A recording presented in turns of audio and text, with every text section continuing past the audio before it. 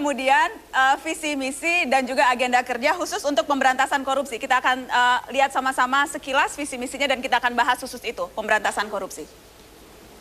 Komitmennya sama-sama punya komitmen akan memprioritaskan pemberantasan korupsi, konsisten, terpercaya. Kalau agenda kerja Pak Prabowo Anda bisa baca mencegah pemberantasan korupsi, kolusi dan nepotisme. Spesifik tentang KPK, KPK harus dijaga sebagai lembaga independen yang bebas dari pengaruh kekuatan politik. Itu kata Jokowi JK.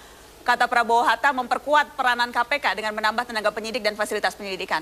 Di atas kertas, komitmen terhadap pemberantasan korupsi maupun komitmen terhadap penguatan institusi KPK itu sama. Apa bedanya? Nih, yang di poin ini jelas, kami akan mencegah dan memberantas korupsi, kolusi, nepotisme.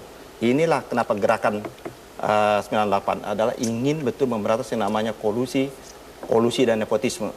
Ya kan ini satu rangkaian. Boleh kasih tepuk tangan Pak Ahmad Yani. Bung Adian, Anda melihat ada pembeda atau hanya gramatikal atau memang tidak ada kolusi, karena tidak ada kolusi dan nepotisme maka itu bukan hal yang penting untuk Jokowi JK? Sebenarnya semuanya penting, tapi yang terpenting bukan apa yang tertulis, tapi bagaimana tindakannya. Misalnya begini, tanggal 16 Mei kemarin habis-habisan lah Prabowo memuji Surya Dharma Ali. Kemarin ditangkap Surya Dharma Alinya. Nah dia bilang harus dicontoh bagaimana Surya Dharma Ali mengelola mekanisme haji kita. Kemarin malam jadi tersangka. Nah maksudnya artinya bahwa inilah kelebihan Jokowi. Dia tambahkan konsisten dan terpercaya. Itu yang tidak ada di sebelah. Artinya bahwa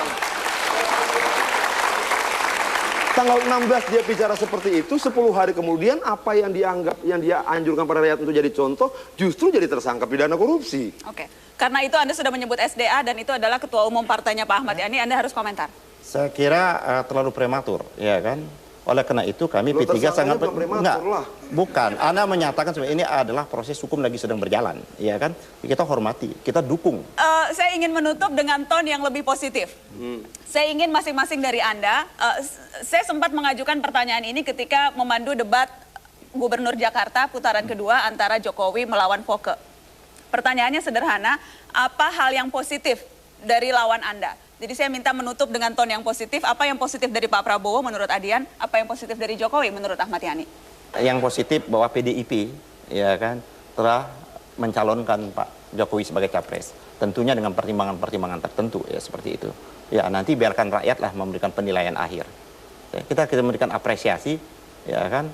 Kita mengalami kesulitan juga kalau tidak ada Pak Jokowi. Ya kan nggak mungkin Pak Prabowo bertanding sendiri. Ya, kan, jadi yang positif dari Jokowi apa? Ya, saya kira PDIP telah menetapkan itu dan kan PDIP-nya, dari ya. Jokowinya? Ya itu saya mau kemukakan tadi. Ya. Tidak ada yang positif dari Jokowi? Ada pasti, manusia itu pasti ada plus minus. Ya itu apa? Saya kemukakan ya Pak Jokowi kan hobinya belusukan ya kan. Cuman saya bayangkan kalau dia jadi presiden Indonesia, apa selesai 5 tahun dia belusukan ke seluruh Ini diminta Indonesia positif malah kritik juga.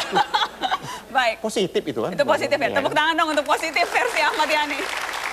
Dari Adian, apa yang positif dari capresnya Pak Ahmad Yani? Apa yang positif dari Prabowo? Ya dia pengurus kuda yang baik.